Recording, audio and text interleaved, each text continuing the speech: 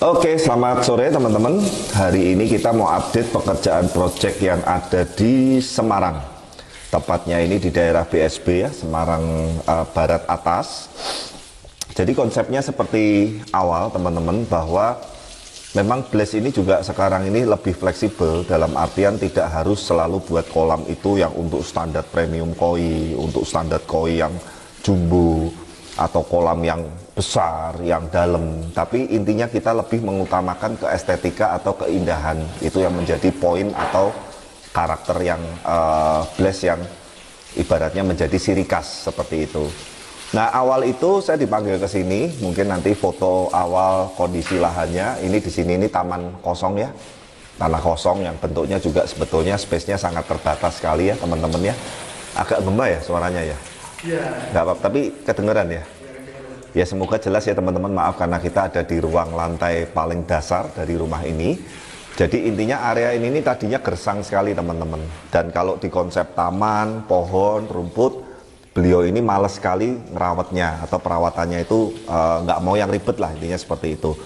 Kita ngobrol-ngobrol, intilah terciptalah ide, intinya ini dibuat kolam hias atau kolam reflection. Nah, kolam reflection ini juga agak unik teman-teman. Kedalaman bersihnya ini nggak terlalu tinggi. Air bersihnya ini cuma nanti 30 cm ya. Jadi nanti batu-batu ini ada yang terendam air, ada yang muncul di permukaan, ada yang landscape batunya terendam full. Ini Mas Anam dan tim tadi juga sedang membersihkan ya.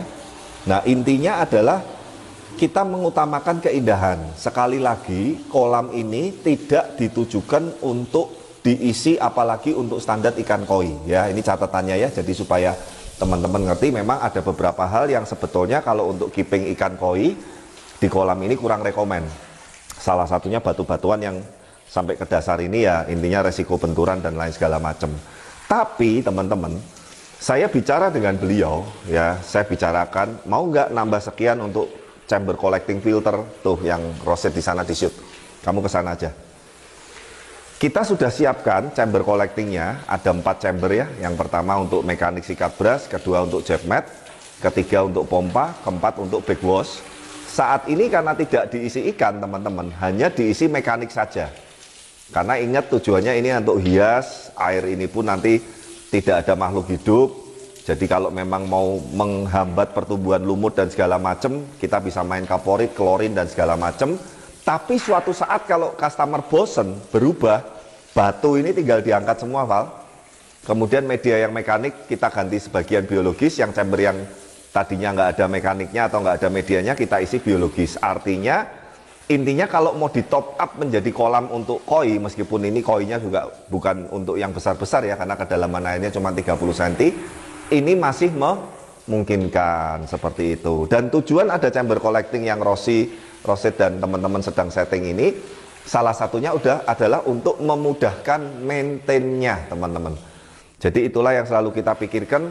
Artinya Blaze ini kepengen semua customer kita, baik yang kolam koi, kolam tamasaba, kolam renang, mega tank, kolam reflection, kolam hias, kemudian aviari, intinya semua itu kita pikirkan supaya maintain-nya, perawatannya itu yang mudah seperti itu.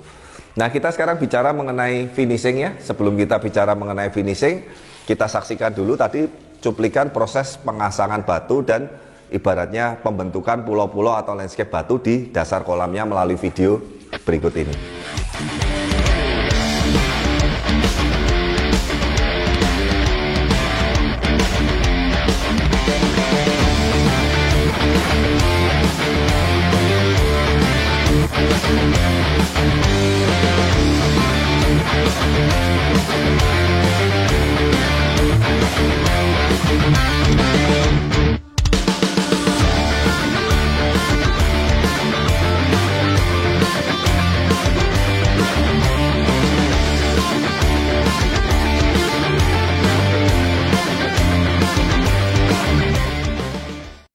Oke, nah saya mulai dulu teman-teman. Dari untuk dasar basic kolamnya ini kita menggunakan batu alam yang warnanya ini kehijau-hijauan. Jadi sebetulnya batu alam seperti ini ada beberapa tipe ya teman-teman. Ada yang andesit abu, ada yang candi agak hitam, ada yang palimanan yang agak krem, agak kecoklat-coklatan. Tapi itu semua sudah umum ya. Sekali lagi saya tuh suka sesuatu yang unik. Kali ini kita memilih yang warnanya dasar ini agak ke hijau-hijauan. Kelihatan nggak di kamera, Pak?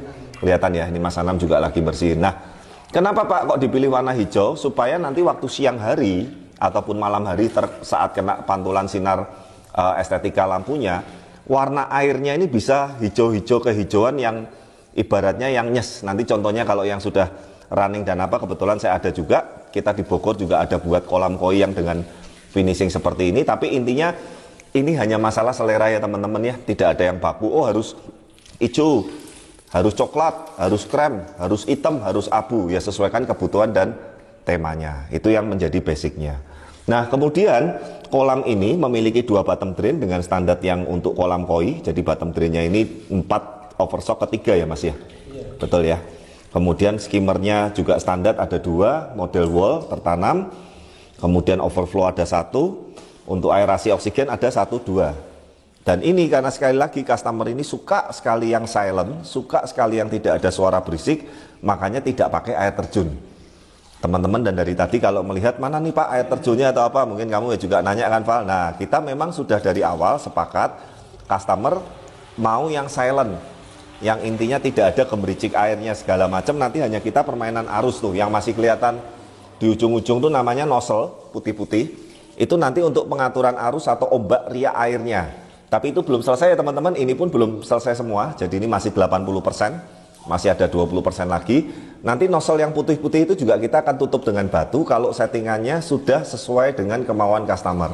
Jadi nanti saat running, nozzle saya aturin, oh riak-riaknya yang riak-riak air kepengen tingginya sekian, kepengen gelombangnya sekian, sudah oke. Kita tutup dengan batu, kita selimurkan lah istilahnya, baru kemudian kita running final, kurang lebih seperti itu.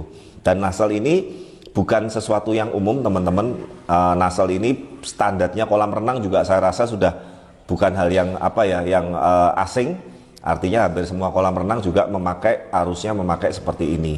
Untuk di kolam koi pun sebetulnya juga bisa, tapi kadang kita pakai yang langsung lurus aja, yang seperti pipa standarnya Rucika AW atau apa. Intinya itu juga tidak baku lah seperti itu. Nah teman-teman, kemudian kita bahas mengenai landscaping. Kolam reflection ini temanya itu adalah kita melihatnya dari top view atau dari atas seperti ini. Lain halnya kalau misalkan kita bikin mega tank atau kolam koi yang ada kaca, itu kita dari side view. Ini kita lihatnya dari top view. Nah makanya peletaan batu-batu, pulau dan landscape ini pun kita bikin bervariasi supaya tidak menjadi monoton. Dan nanti bagian batu-batu atau landscape ini ada yang terendam air full, ada yang sebagian muncul di permukaan. Nah nanti satu video terakhir setelah running final dan segala macam kita nanti akan tampilkan juga. Tapi intinya semoga meskipun ini masih 80% tahap-tahap finishing dan perapian, ini nanti masih ada sedikit batu-batuan ya Val. Jadi yang masih agak kosong antar pulaunya ini nanti ada batu warna lain juga. Kemungkinan bisa warna hijau atau abu-abu. Tapi jangan putih lah, kalau putih itu terlalu apa ya, ngejreng dan norak. Tapi intinya nanti kita akan ada pulau-pulauan yang menyambung tiap pulaunya ini. Batunya belum datang teman-teman. Nah kalau yang area Noval Injak keliling ini nanti biarkan tetap warna hijau seperti ini, supaya nanti pantulan tampilan airnya itu bisa warnanya seger warna hijau. Terus nyedotnya matiin sik Ros. Nah, jangan mbak anu sik suaranya soalnya masuk. Ya kurang lebih seperti itu teman-teman. Jadi inilah konsep kolam reflection atau kolam hias tidak besar. Tonasenya itu kalau nggak salah juga di bawah 10 kubik ya. Nah sekali lagi teman-teman ya, lupa ini kok kolam kecil, Bles mau ngerjain karena satu Semarang teman-teman. Kemarin mohon maaf sebelumnya minggu kemarin juga ada 4 atau 5 customer ya. Ada yang di daerah Jawa Barat 1, Jawa Timurnya tuh Jember sama Banyuwangi. Yang satu lagi kayaknya mana ya, Jakarta Timur atau apalah saya lupa. Nah maaf sekali teman-teman, satu lahan areanya itu terlalu kecil, yang kedua RAB-nya juga terlalu kecil, kemudian kepengennya tema natural semua. Padahal tema natural itu butuh space dan butuh area yang ibaratnya kita minimal bisa meletakkan batu, tanaman dan lain-lain itu juga bisa lebih luas. Kalau terlalu kecil, pertama ya memang kita kendala secara RAB dan lain-lain kita nggak masuk kalau terlalu kecil. Yang kedua kita mau settingnya pun nggak bisa maksimal. Contoh inilah. Ini lebarnya berapa ya kemarin Mas Anam ya? Lebar? Nggak nyampe? Lebarnya 4? Panjangnya 5. Ini area 5 kali 4. Ini aja cuma bisa jadi begini teman-teman. Artinya kalau ini 5x4 dipaksain batunya full keliling semua, makin sempit lagi. Nah kemarin ada yang areanya cuma 3x2, ada yang 3x1 malahan, ada yang 4 kali berapa ya, kali 2 atau kali 1,5, minta full natural. Ya saya ngomong bisa, intinya kalau saya cuma mau menerima kerjaan dan asal dikerjain, pasti bisa teman-teman. Tapi justru saya memberi masukan ke beliau-beliau bahwa nanti jadinya malah nggak maksimal gitu loh. Mendingan minimalis dikombinasi dengan estetik. Ini contoh lah, ini kan dominan minimalis sebetulnya teman-teman.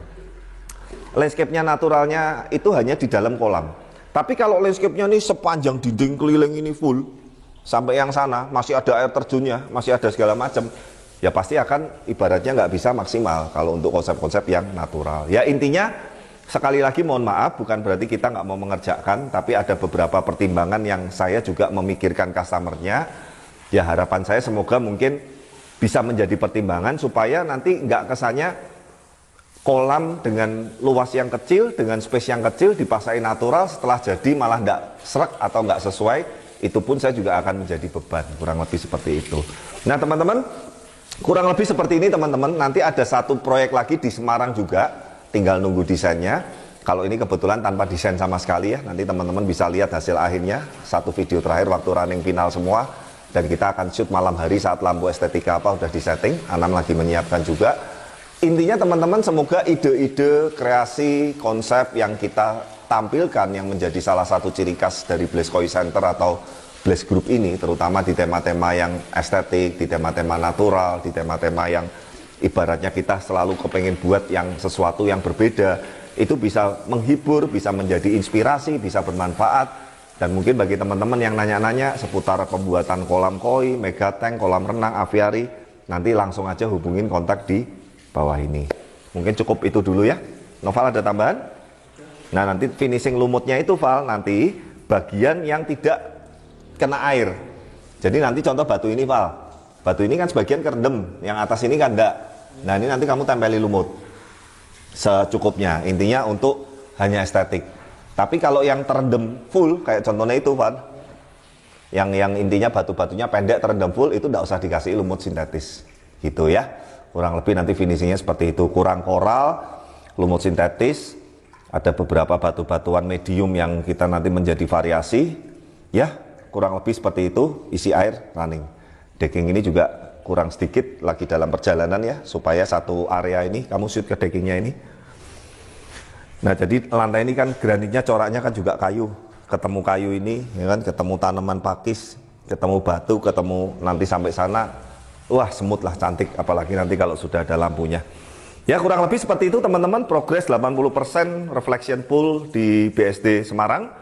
Semoga bisa memberikan inspirasi dan edukasi yang bermanfaat. Jangan lupa dukung terus channel kami, like, comment, subscribe, dan see you di video-video berikutnya. Bye-bye.